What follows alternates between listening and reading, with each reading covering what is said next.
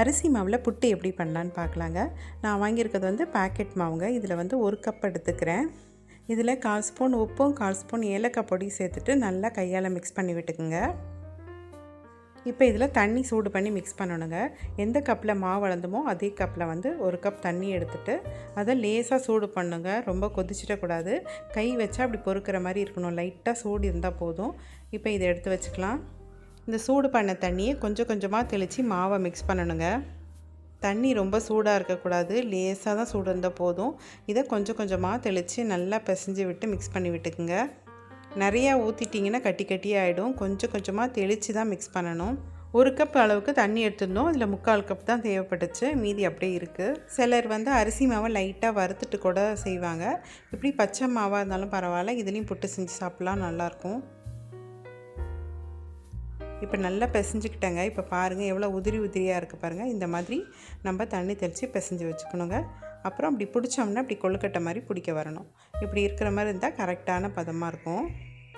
இப்போ நம்ம எடுத்திருந்த கப்பு வந்து அரிசி மாவு 1 கப் எடுத்திருந்தோம். அதில் 1/2 கப் வந்து வெல்லம் எடுத்திருக்கேன். நாட்டு சர்க்கரை எடுத்திருக்கேங்க.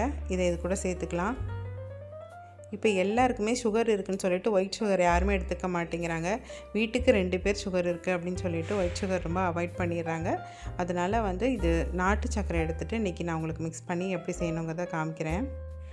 நாட்டு சர்க்கரை அது கூட சேர்த்து நல்லா மிக்ஸ் பண்ணி எடுத்து வச்சுருக்கேங்க. இப்போ புட்டு செய்கிற அந்த குழாய் இருக்குது பாருங்கள், புட்டு மேக்கர். அதில் வந்து கொஞ்சமாக நெய் தடவிக்கணும். அப்போ தான் நமக்கு ஒட்டாமல் புட்டு வெளியில் வரும். இப்போ மாவை எப்படி ஃபில் பண்ணணும் அப்படிங்கிறத நான் சொல்கிறேங்க. ஃபஸ்ட்டு தேங்காய் துருவல் 2-3 ஸ்பூன் எடுத்துக்கோங்க. அப்புறம் அதே மாதிரி அரிசி மாவு 2-3 ஸ்பூன் எடுத்துக்கோங்க. திரும்ப தேங்காய் துருவல் சேர்த்துக்குங்க. திரும்பவும் அரிசி மாவை சேர்த்துக்குங்க. கடைசியாக தேங்காய் துருவல் சேர்த்துக்குங்க. ரொம்ப அமுக்கிடாமல் இப்போ நம்ம மேலே வச்சோம் பாருங்கள், தளர்த்தியாக அப்படி வச்சா போதும்.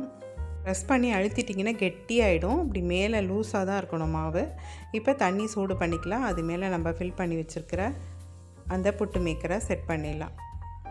மேலே கை வச்சு பார்த்திங்கன்னா ஆவி வர்றது தெரியும். அப்படி இருக்கும்போது 5லேருந்து ஒரு 8 நிமிஷம் நல்லா வேகட்டுங்க. வெந்ததுக்கப்புறம் அதை கீழே இறக்கி வச்சுட்டு புட்டை வெளியில் எடுத்துடணுங்க. புட்டை வெளியில் எடுக்கும்போது கொஞ்சம் பொறுமையாக எடுத்திங்கன்னா அழகாக உடையாமல் வரும். சூடாக இருக்கும் போதே நெய் கொஞ்சம் அதில் அப்ளை பண்ணிக்கிட்டிங்கன்னா உருகிட்டு நல்லா டேஸ்ட் ரொம்ப நல்லாயிருக்கும். ட்ரை பண்ணி பாருங்கள். வீடியோ பிடிச்சிருந்தா லைக் பண்ணி சப்ஸ்கிரைப் பண்ணிக்கோங்க.